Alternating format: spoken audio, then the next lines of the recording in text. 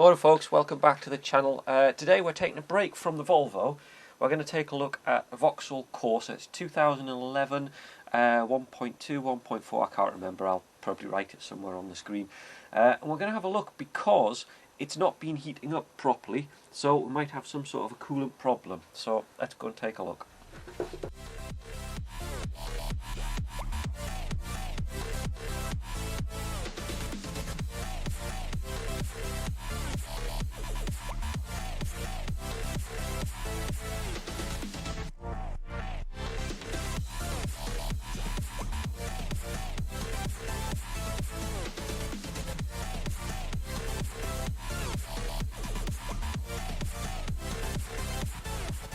So here it is, it's the Vauxhall Corsa.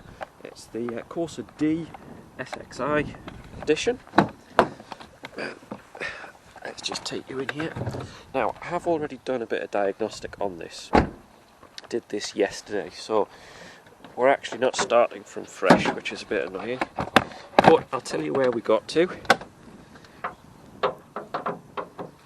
So, what we came to is, I've neglected looking after the cars for a bit actually. I haven't been keeping an eye on oil and water and stuff, so checking the oil, it was all okay. Water, nothing in the expansion bottle, not a thing, which is rather worrying. So, filled it up and initially just started checking for pipe leaks, really obvious stuff, and couldn't really see anything. So, what we did, filled it up to the marker line, which is the cold fill, which is that seam there you can see. Filled that up and started her up and let her start to build up temperature and pressure, because I wanted to get it to the point where the thermostat opened and it ran water through the entire system. Also check the heater matrix pipes, you can just about see them at the back there, one labelled R. And make sure that we didn't have any obvious leaks, no water coming out anywhere, because that's the obvious one. One of the pipes burst, or all of that kind of stuff. And we didn't find any pipes with leaks or anything like that, so that one went straight out, so it's not a pipe leaking. So what we're going to do is start the car up and let it sit there idling so that the temperature rises. Now, as you know, one of my pet hates with stupid Vauxhalls is they don't have temperature gauges on the dash, so you don't know the temperature. Now on some cars like the A12XER, you can go into the hidden menu and look at the temperature, but this one doesn't have it. It's a basic model, doesn't have the fancy info center or anything like that. So what we need is my OBD reader. We can then look at what temperature the ECU thinks the coolant is at, because that lets us check, make sure that the temperature sensor is working correctly, and we also get an idea of how hot it's getting, so we can check at what temperature the thermostat is supposed to open. So what I'll do is, I'll throw up on screen, probably somewhere about there, what temperature the thermostat opens, so we can get the engine up to temperature, and we'll see. So we'll get it started, I think.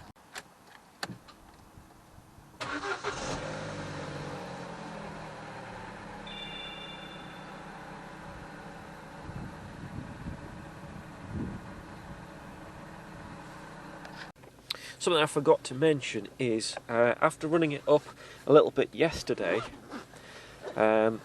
filled up the water with coolant obviously, and checked for leaks overnight, just to see if we had a slow leak after pressurising the system, all that, and it didn't. So I still don't think that we've got a leaky gasket, I don't think we've got a hole in a pipe or anything like that. So that then takes us down to thermostat problems, radiator problems, water pump problems, or even worse than that, you start to think about water channels, head gaskets, things like that.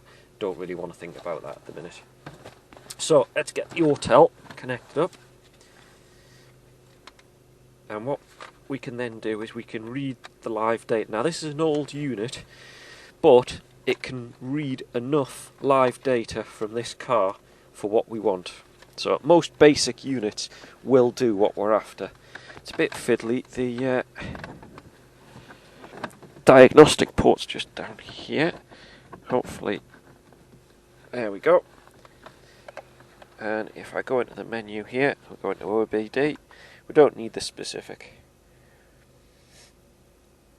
Just wait for it to talk. You can see we haven't got the engine management light on or anything like that, so it's all good. We want to go to live data, and we should start to get live data readout now that the engine's running. See, it's an older unit, takes a bit longer. And we'll go for complete data set. And here we go. And what we're looking at on this one is our engine coolant temperature in Celsius. And you can see it's a very cold morning, so it's going to take the car quite a while to get up to temperature. Now, if I remember rightly, these engines do run quite hot, so we're probably going to be talking in the 90 to 100, 105, 110 degrees. I think it's 105. Again, I'll put it somewhere on screen that the cooling fan comes on, and that's the point where we want to get it up to. So I'll leave this building up and we'll come back when it's got up to temperature.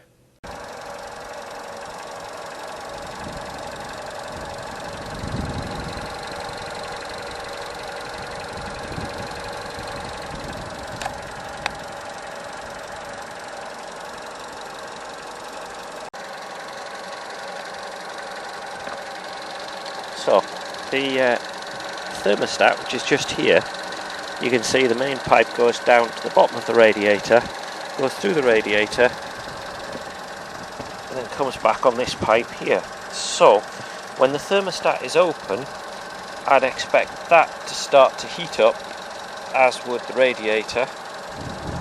At the moment, with the thermostat closed, what we've got is we've got this pipe here getting hot and this pipe here, which is the little bypass system, as is the heater matrix pipe. So they're getting hot. We know that that's working fine, but we're now up to temperature and the thermostat isn't open. So I think we've actually got a fairly unusual situation where the thermostat is sticking closed. So I think the first thing to do will be to replace the thermostat and see how we get on.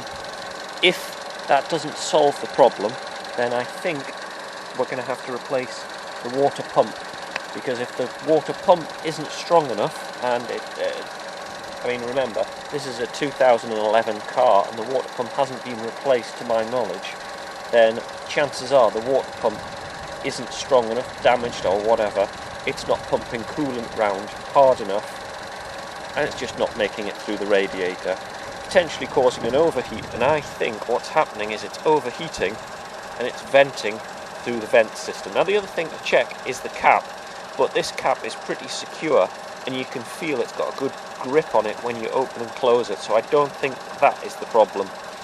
So I think we've proved what we can. What I need to do is get a thermostat on order, not that expensive. I'm going to buy genuine Vauxhall parts though, best option for thermostats, and we'll get the thermostat replaced. So I think we'll do that in a future video.